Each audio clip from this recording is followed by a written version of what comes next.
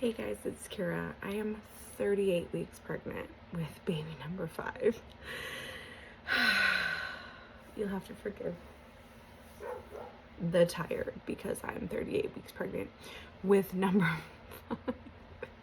I just dropped my kids off at school and it is about 20 degrees, like real temp. It's like 11 degrees real feel. And this big oversized blanket sweater is the only thing that fits me that's relative to a coat. So I live in this right now in the Midwest. So 38 weeks. I actually had a night 2 nights ago, like not last night, but the night before,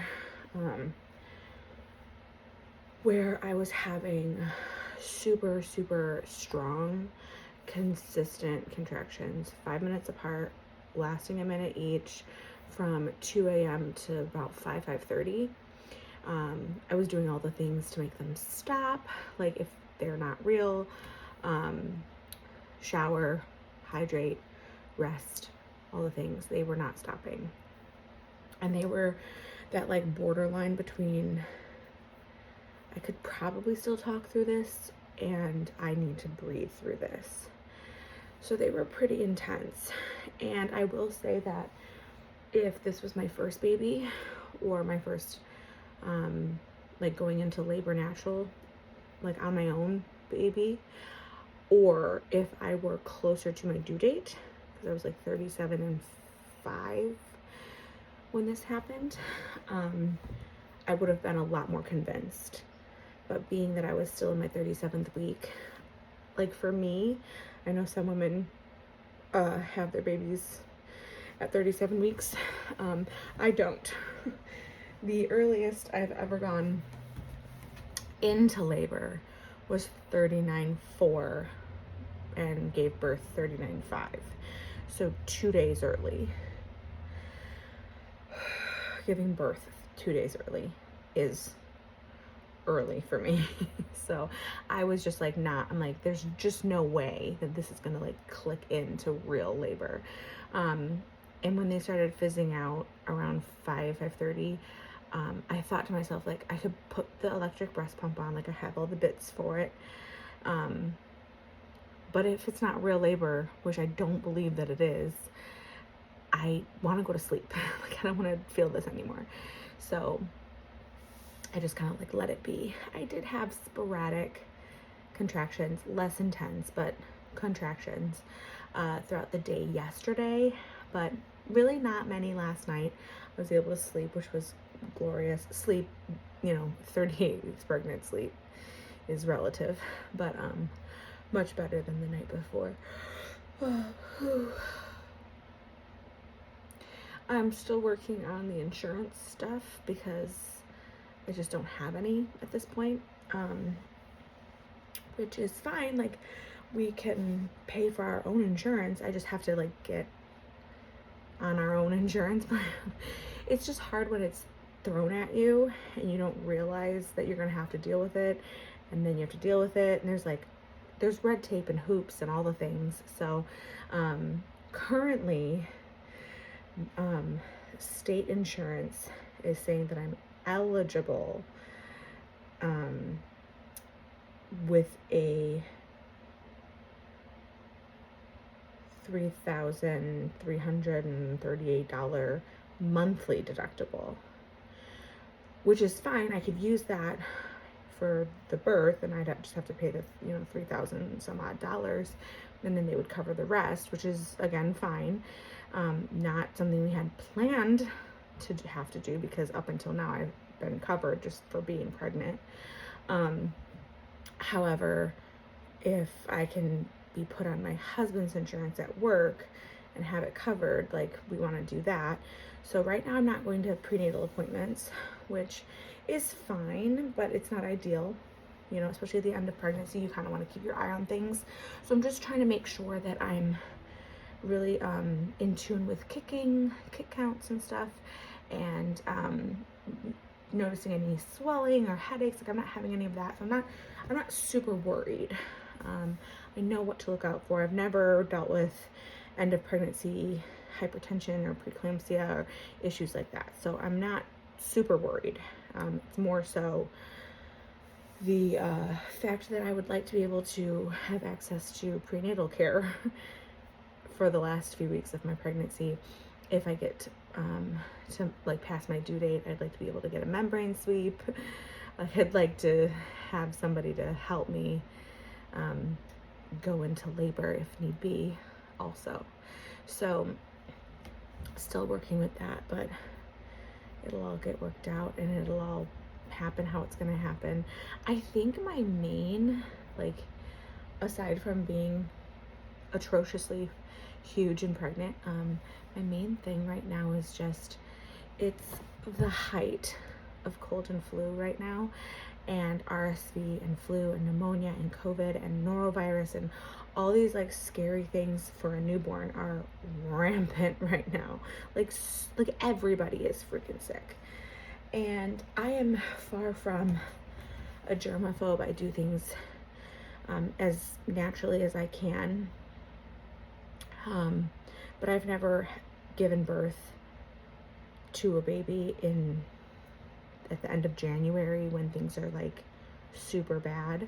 And I have 4 other kids, 3 of which are in school full time. And it's just, it's a lot of, I'm afraid to bring a baby into like a super high RSV season. You know, they have a little sniffle and you don't realize that it's RSV and they're in the house and they're around the baby. I can kind of keep everybody at a distance, but I also can't. So that's like in my head. Also, I have no idea who I'm calling on when I go into labor, to watch my kids, to watch my dog, to watch my house, like any of these things. When you have 4 kids already, it is really hard because, I mean, I have a village, but I don't have the biggest village. And most of my village have 3 to 5 kids themselves. So I absolutely have people in my life that will bend over backwards to make whatever work that needs to work, to make whatever need to happen.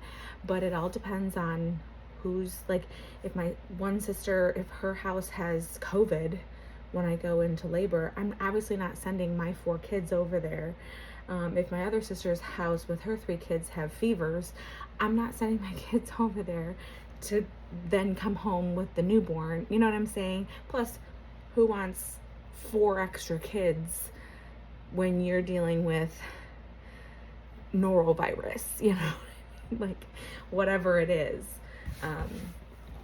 So that is a whole thing.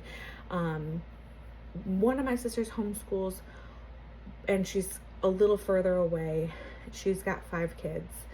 And one of my sisters lives a mile and a half away, but her kids go to school. So if it's a school day, like that's a thing because kids get out of school at the same time.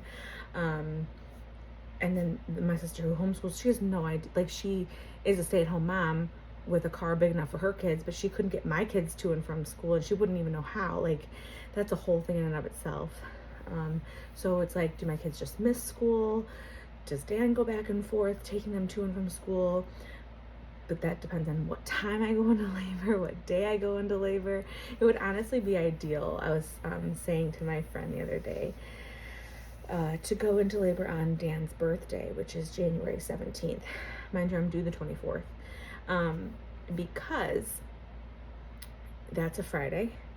If my kids are out of school on Friday and I go into labor, then I don't have to worry about them going back to school until Tuesday because Monday is Martin Luther King Jr. Day and they don't have school. So it's like I would have just like that extra cushion of time and no one would have to worry about getting anybody to school. I also have my sister-in-law who does not have any kids, who could be helpful, but she works 2 full-time jobs and goes to school. So depending on the day, you know, and she gets strep throat super easily. So like, there's just there's a lot of factors, you know, and if it's at 3 o'clock in the morning, who am I waking up? You know, is it my sister who doesn't have to wake up to take her 5 kids to school in the morning but lives, you know, 20 minutes away? Or my other sister who has to wake up with her kids in the morning but lives down the street?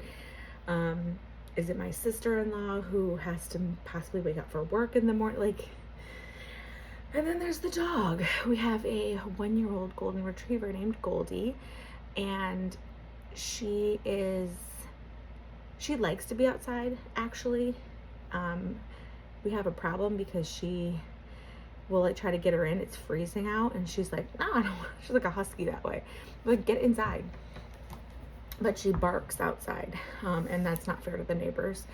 But we can't just like leave her. If it was like springtime, or I wouldn't even say summer, because summer is too hot to leave them outside. But like, if it was a better temperature, we could ask a neighbor to like let her out and let her back in, like let her out in the morning and then let her back in at night. She's got a crate. We can't keep her crated all day for 2 days. We can't keep her outside all day for 2 days. Having somebody take her is an option, but like that's a whole nother thing. Like,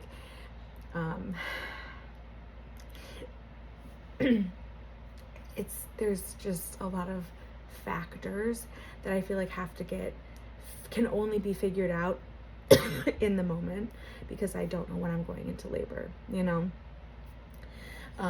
So the insurance stuff and the prenatal visits and the who's going where and when I go into labor stuff is kind of weighing heavy on me right now. It'll all work out. It'll all be fine. I have several girlfriends that are like, if you need me. But again, they all have jobs and kids and, you know, their own stuff. And so I know that people will help in any way that they can. I just never want to be a burden. 4 kids and a dog is a lot. And I told Dan, I said, this might be one of those times when you cannot be with me in the hospital the entire time, which is not anything. He's never left me when we go to the hospital. I'm like, obviously I wouldn't have you leave while I'm pushing the baby out or in labor, but like afterwards, if I deliver by 5 a.m. and you can go home and get the kids to school, or if we're just hanging out in the hospital and it's time to get the kids from school, like you can go do that and take them to where they need to be, to lessen the burden on other people. But we've never had to do that before. But again, 4 kids and a puppy, that's a lot to ask anybody else to deal with. So that's where we're at.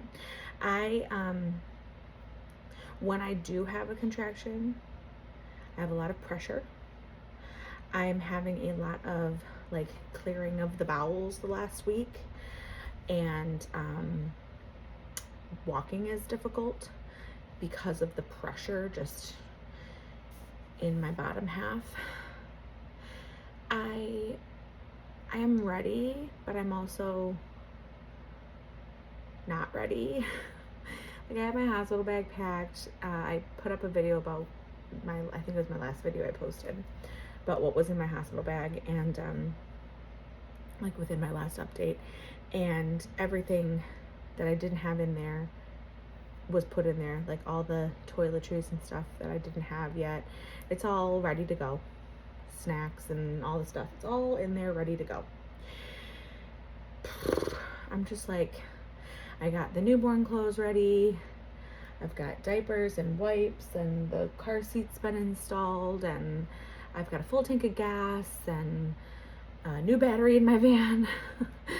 And my husband's gonna be taking 3 weeks off FMLA when the baby comes. So I'm just like, we're ready, we're prepared, but I also know that the probability of me going into labor in the next week is very low. I'll probably give birth closer to my due date, which is fine, but I'm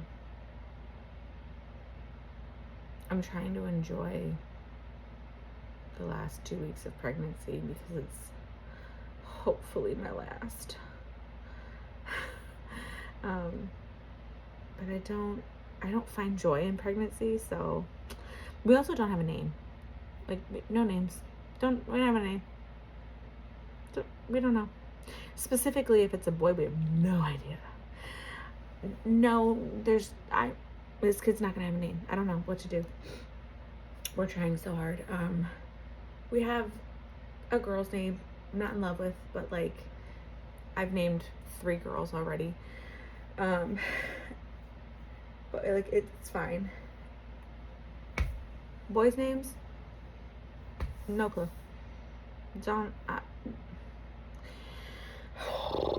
Naming babies is hard. Especially when it's your 5th baby. That's hard. That's a hard thing to do. Anyway, 38 weeks. This is where we're at. I will talk to you guys later. I'm gonna go eat some overnight oats. I made banana cream pie overnight oats and I'm so excited for them. I'll talk to you guys later. Bye.